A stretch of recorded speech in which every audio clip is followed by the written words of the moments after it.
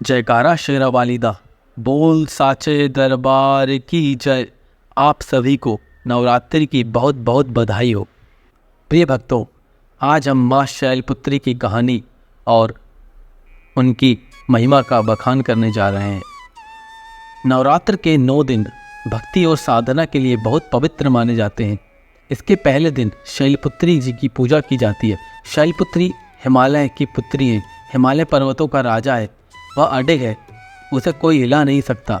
जब हम शक्ति का रास्ता चुनते हैं तो हमारे मन में भी भगवान के लिए इसी तरह का अडिग विश्वास होना चाहिए, तभी हम अपने लक्ष्य तक पहुंच सकते हैं। यही कारण है कि नवरात्र के पहले दिन शैलपुत्री माता की पूजा की जाती है।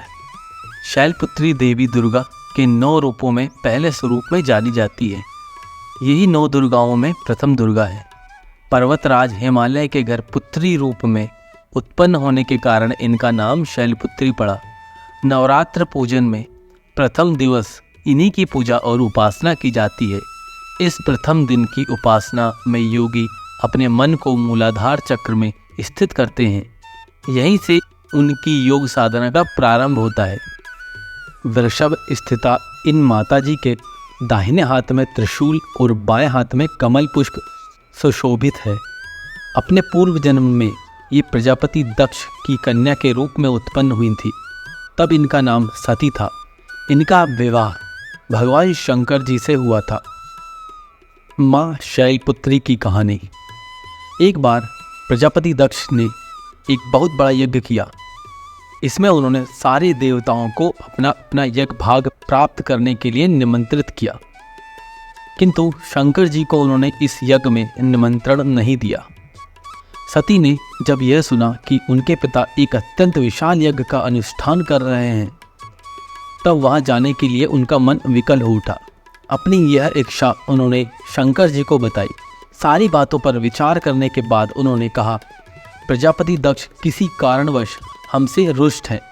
अपने यज्ञ में उन्होंने सारे देवताओं को निमंत्रित किया है, उनके यज्ञ भाग भी उन्हें समर्पित किए हैं, किंतु हमें जानबूझकर नहीं बुलाया है और कोई सूचना तक नहीं भेजी है। ऐसी स्थिति में तुम्हारा वहां जाना किसी प्रकार श्रेयस्कर नहीं होगा।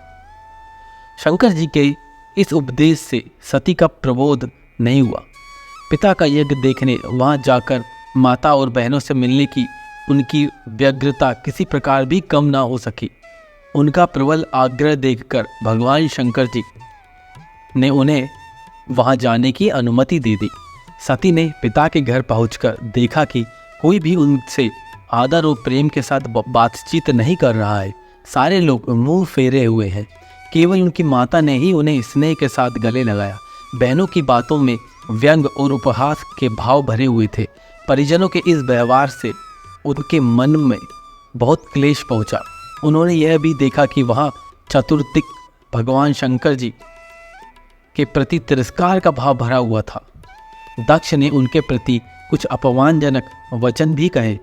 यह सब देखकर सती का हृदय शोम, ग्लानि और क्रोध से संतप्त हो उठा। उन्होंने सोचा, भगवान शंकर जी की बात ना मानकर यहाँ आकर मैंने बहुत बड़ी गलती कर दी। वे अपने पति शंकर जी के इस अपमान को सह न सकी। उन्होंने अपने उस रूप को तत्क्षण वही योगाग्नि द्वारा जलाकर भस्म कर दिया। वज्रपात के समान इस दारुण दुखद घटना को शंकर जी ने सुना और क्रुद्ध होकर अपने गणों को भेजकर दक्ष के उस यज्ञ का पूर्णतः विध्वंस करा दिया। सती ने योगाग्नि द्वारा अपने शरीर को भस्म कर अगले जन्म में शैलराज हिमालय की पुत्री के रूप में जन्म लिया। इस बार वे शैलपुत्री नाम से विख्यात हुई। पार्वती, हेमवती भी उन्हीं के नाम होते हैं। शैलपुत्री देवी का विवाह भी शंकर भगवान से ही हुआ। पूर्व जन्म की भांति इस जन्म में भी वे शंकर भगवान की अर्धांगिनी बनी।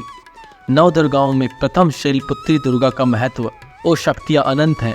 माँ शैलपुत्री का वास काशी नगरी वाराणसी में माना जाता है।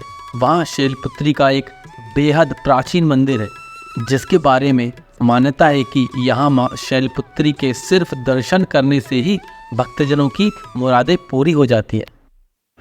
जय माता दी।